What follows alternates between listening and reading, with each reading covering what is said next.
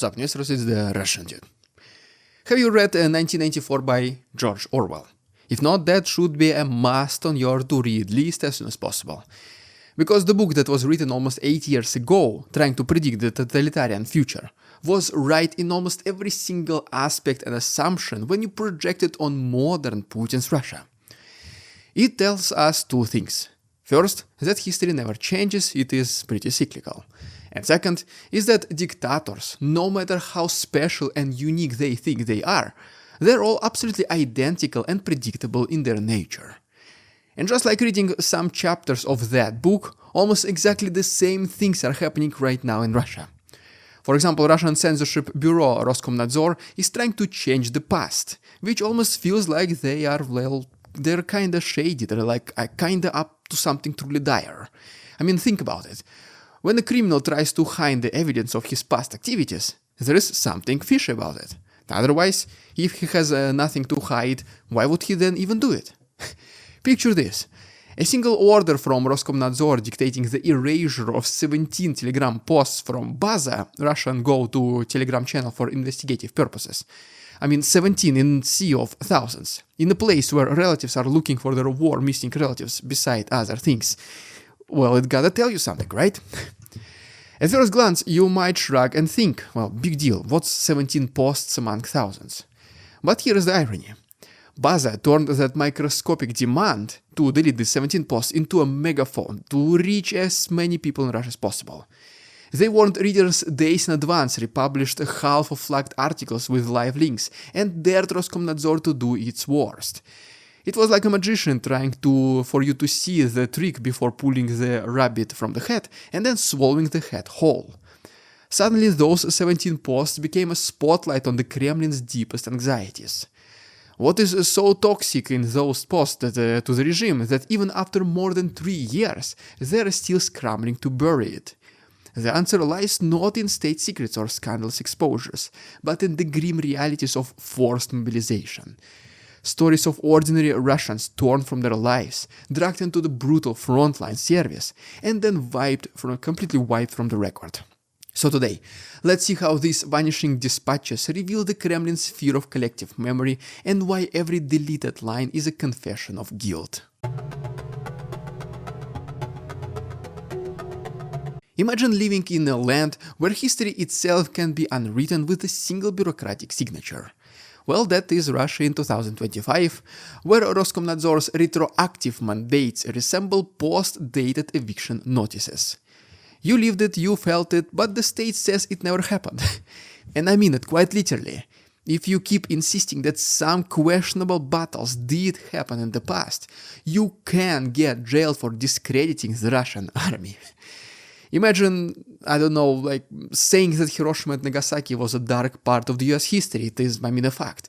And then receiving a summons in court because you are being prosecuted for damaging the reputation of the US Army. And now you are facing 6 years in jail. Impossible to imagine for some of you, but well, that is actual reality in Putin's Russia. Telegram channel Baza's October 2022 exposure of Magadan draft office reads like a horror story turned into a comedy of errors. A 46-year-old man diagnosed with crippling gonarthosis is medically even unfit to walk, but then he is somehow miraculously deemed fit to fight in a war. His wife's pleas, the hospital confirmation of advanced arthritis, the man's agonizing hip swelling, none of it ever mattered. He was stamped Category B eligibility, headed into the train bound for Rostov-on-Don, and then thrust into combat already on October 20th. Later on, unfortunately for his family, he inevitably died. And such stories, spinning tales of bureaucratic madness, lay the foundation in Baza's archives until Roskomnadzor's erase order resurrected it as a reminder of state's cruelty. What makes these particular stories so dangerous is that almost 3 years later, they ordered a takedown. Well, it is just a simple truth that the system chews up and spits out its own citizens. By deleting Sergei Boriko's name, his pain, the damning medical records, the regime is not just hiding one man's suffering, it is attempting to override the social contract itself. Truth, simple truth, this is what has been ordered to be erased. But let's not pretend this is a one-time thing. Roskomnadzor's hit list reads like a cautionary anthology of the Kremlin's most unflattering chapters. Posts, for example, exposing overfilled military hospitals, accounts of records chugging painkillers between drill sessions, because weaklings were destined to be eliminated in meat assaults. Then messages detailing sign-up bonuses that never reach anyone's bank accounts. Each entry is a morbid peek behind the curtain, where the heroic narrative of patriotic volunteers morphs into a grotesque game of human roulette. And every time a post is erased, an implicit confession is made, basically saying that we are terrified that you might remember what really happened. Because once you have seen the machinery of forced enlistment in motion, which is clumsy, ridiculous, pitiless, there is no going back to the pristine illusion of national unity and flawless military. The story of Sergei Boriko is a case of a single person, because sometimes Roskomnadzor deletes the memories of entire groups and communities. Let's talk about this particular case right now. Zoom out from Magadan's frozen tundra now to the sun-scorched steppes of Buryatia, and you will find the next chapter in Russia's recruitment horror show. On March 1st, 2023, the Khorinsk draft office was given a seemingly simple quota, just to enlist 12 men. 11 bodies were already on the roster, so just one missing slot, no problem, right? Except that when Baza's reporters remembered the story, the draft office scrambled to scrub the word's mobilized records from its official VK page. The next headline from state-backed RIA Novosti, well, it basically said that those courageous souls volunteered now to defend the motherland. But behind the corporate language veneer lies a chilling truth. The phone call to the draft office's lieutenant revealed no orders to end the mobilization drive. It raged onward, months after months, still catching civilian men long after President Putin's official pause on October 28, 2022. Initial 12 men turned into hundreds, and nobody outside of these families even realized it. There was simply no publicity of this ever happening, until Baza reporters found out the truth, of course. But even then, Roskomnadzor's belated sweeps of these reports feel laughably insufficient. I mean, like trying to choke a river with a toothbrush. But every late deletion is a stark admission. Forced enlistment is not a regrettable footnote. It is a backbone of Russia's manpower machine. Now let's talk specific numbers of that September 2022 mobilization of allegedly 300,000 men. Official statistics bounces between 302,500 and 318,000 mobilized records, a margin of error equivalent to a small city. Were 15,500 people lost in bureaucratic paperwork. 15,000 is like half or a third of you guys watching this video. Imagine every second of you is sent to Ukraine and not even being accounted for or just lost in the paperwork. That's you, and even you, Jake. Could it be even more than 318,000? Because remember, this is the official Russian statistics. Those gaps are not clerical, they are strategically curated blind spots. The Kremlin refuses to detail how many were healthy men lured by promises of a hefty paycheck, or how many were fathers of four technically exempt from service, until their ink dried on their forced contracts. Picture a mother in Dolgoprudny refreshing a VK page for days on end, only to see her husband's name vanish from the label with the label post deleted. She is left piecing together rumors, half-truths from neighbors too scared to speak. Is that how a proud nation treats its defenders? Or is it a confession that the state fears its own people more than the enemy across the border? That is a very good question. Now step into the corridors of VK, Vkontakte or Russian Facebook, the social media where people share sad wartime stories, and then you will see the quiet genocide of memory in action. Here, posts mentioning mobilization disappear under the weight of Kremlin orders.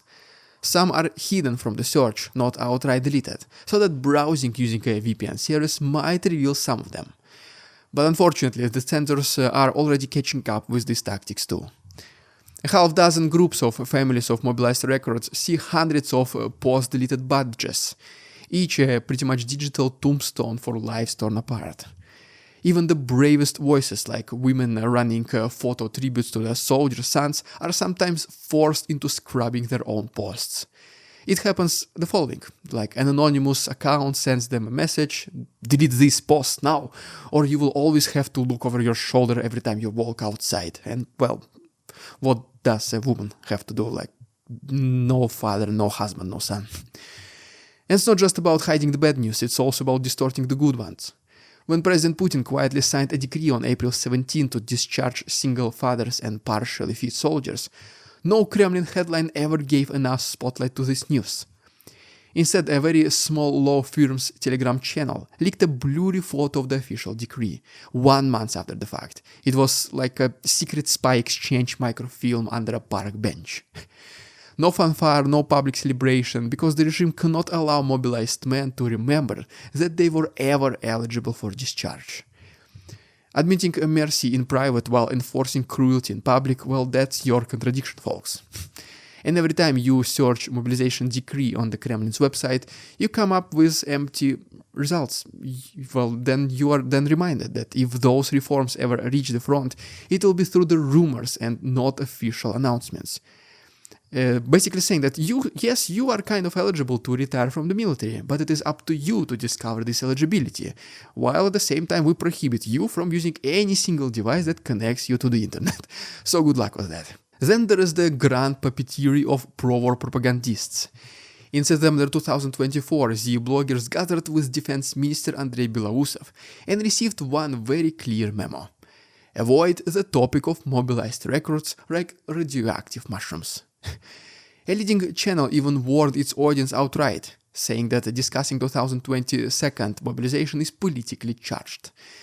Think about it. In a free press debate over wartime policies, it is the oxygen of democracy. In Russia's media arenas, it is more toxic than any chemical weapon. Meanwhile, state-controlled TV channel Russia 1 churns out a feel-good segment on volunteers lining up on enlistment offices. So many of them that it's just the people working there have to work overtime.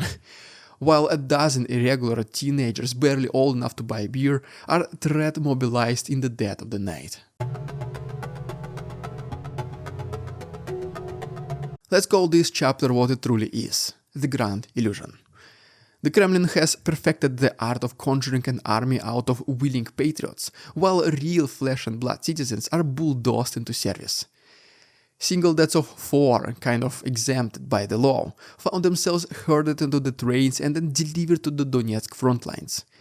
Vladimir Balandin, a Nevyansk native and father of 4, was killed just 2 weeks after his conscription notice landed on September 21, 2022. A month later, firefighter Viktor Shishkin, eligible for a first responder waiver, fell in combat as well. Both were father figures erased by state media. Balandin's death unmentioned, Shishkin's obituary stripped of his forced enlistment and parental status. Replace their names with volunteer heroes, unknown soldiers and things like this, and the public consumes another patriotic fantasy, oblivious to the forced labor camps camouflaged as training facilities. And yet, despite the outrageously inflated sign-on bonuses, millions of rubles dangled like payday loans started to fail to lure fresh blood.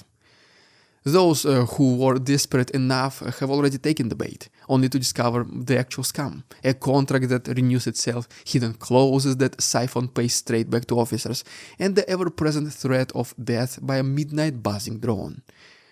Imagine signing up for adventure and finding yourself dug into a foxhole, half your unit vaporized, the other half screaming for evacuation that never comes. Well, that is not even close to be the hero's journey they show on TV. It is a nightmare without an end. While Russia's authorities lecture the world on Ukraine's forced mobilization, it casually overlooks its own systemic abductions. They say that they're bussifying their youth. Putin even fumed about Kiev lowering conscription ages, as if Russian youths were never touched by the draft. And then Anton Getman, only 19, became one of the first under 25 mobilized records to be killed.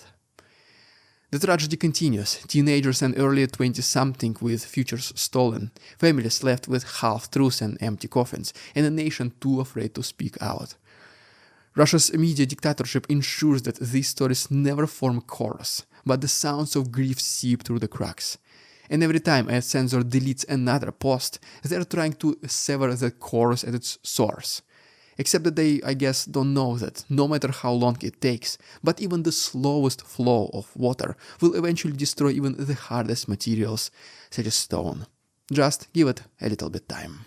Well, there you have it, guys. Thank you so much for watching. Don't forget, on Monday we have another episode of Thank God It's Monday podcast. If you don't want to miss it, please subscribe to my channel. If you wish to support my work, there are links down below. For example, my PayPal donations, Patreon subscriptions. You can also buy merch on the RussianDude.com website. Once again, the links are down below. Thanks so much for watching. See you on Monday. We won't succumb to their tricks, the facade they try to sell. Their twisted words and feeble claims on us all they cannot quell. We see through their lies, their feeble attempts to sway. We do not believe in ridiculous Russian propaganda.